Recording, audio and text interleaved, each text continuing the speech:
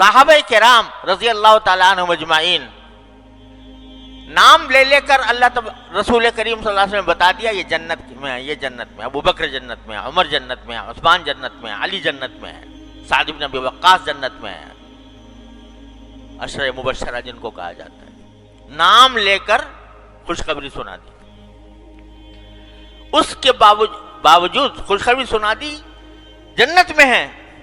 لیکن حضرت عمر رضی اللہ تعالیٰ عنہ حضرت حذیفہ بن یمان سے پوچھ رہے ہیں کہ مجھے یہ بتا دو کہ اللہ تعالیٰ نے تمہیں منافقین، اللہ تعالیٰ نے رسول کریم صلی اللہ علیہ وسلم منافقین کی فہرست تمہیں بتا رکھی ہے، تو ذرا دیکھو میرا نام تو نہیں ہے اس میں۔ جس کو یہ کہہ دیا گیا کہ عمر جنت میں ہے، حضور نے اپنے زبان مبارک سے فرما دیا کہ میں نے اے عمر تمہارا جنت میں تمہارا محل دیکھا ہے، اور میرا دل چاہتا تھا کہ اس میں داخل ہو جاؤں، اندر جا کے اس کو دیکھوں، لیکن مجھے تمہاری غیرت یاد آ گئی، اس وجہ سے میں اس کے اندر نہیں گیا کہ عمر بڑا غیرت مند ہے، اس لیے میں نہیں گیا۔ یہ کانوں سے سنا حضرت عمر نے کہ میرا جنت پہ محل دیکھا ہے رسول اللہ صلی اللہ علیہ وسلم، لیکن اس پر خشیت کا یہ عالم ہے کہ حضرت حذیفہ سے پوچھ رہے ہیں کہ دیکھنا یہ منافقین کی فہرست میں میرا نام تو نہیں۔ اللہ اکبر کبیرہ، کیوں کہ پتہ نہیں اس وقت تو رسول کریم صلی اللہ علیہ وسلم نے یہ فرما دیا تھا، لیکن کہیں بعد میں مجھ سے کوئی غلطی نہ ہو گئی ہو، بعد میں مجھ سے کوئی ایسی حرکت سرزد نہ ہو گئی ہو۔ اور ایک اتنی پیاری بات ایک مرتبہ حضرت فاروق اعظم رضی اللہ تعالیٰ عنہ نے فرمائی۔ حضرت ابو موسیٰ اشعری رضی اللہ تعالیٰ عنہ سے فرمایا کہ ابو موسیٰ یہ بتاؤ کہ اگر ہمارے ساتھ کچھ ایسا معاملہ ہو جائے اللہ تعالیٰ کی طرف سے کہ جو کچھ ہم نے رسول کریم صلی اللہ علیہ وسلم کے حیات طیبہ میں جو کچھ نیکیاں کیں یا جو اعمال ہم نے کیے وہ تو ہمارے پکے ہو جائیں۔ رسول کریم صلی اللہ علیہ وسلم کے زمانے میں آپ کی حیات طیبہ میں آپ کی موجودگی میں ہم نے جو نیکیاں کی ہیں وہ تو ہمارے لیے پکی ہو جائیں، اور آپ کے بعد ہم نے جو اعمال کیے ہیں ان میں اللہ تعالیٰ ہمیں برابر سرابر چھوڑ دے،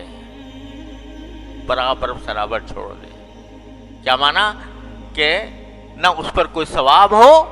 اور نہ ہم سے جو کچھ غلطیاں ہوئی ہو ان کے اوپر کوئی عذاب ہو، تو کیا تم اس کو پسند کرو گے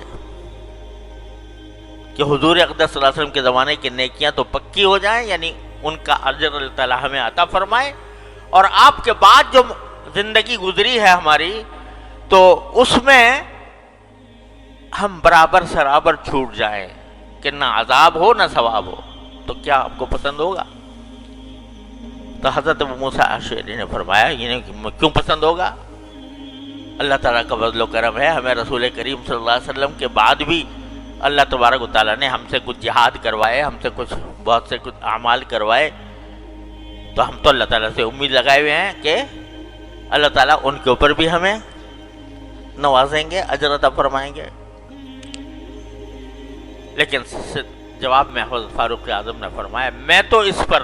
راضی ہوں کہ جو کچھ رسول اللہ صلی اللہ علیہ وسلم کے زمانے میں ہم سے ہوا وہ پکا ہو جائے اور اس پر اللہ تعالیٰ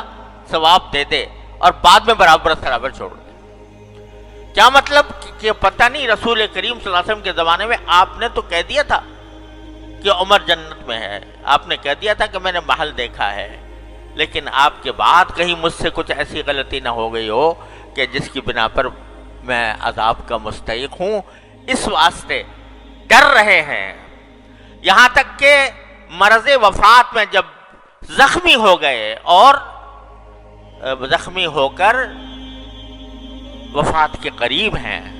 تو فرماتے ہیں، اس وقت بھی فرماتے ہیں کہ مجھے تو اللہ تعالیٰ اگر برابر سرابر چھوڑ دے، برابر سرابر چھوڑ دے، یعنی نہ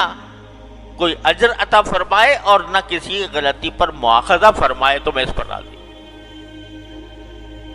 یہ مقام عظمت کا اور یہ مقام خشیت کا، اللہ تعالیٰ کی خشیت کا۔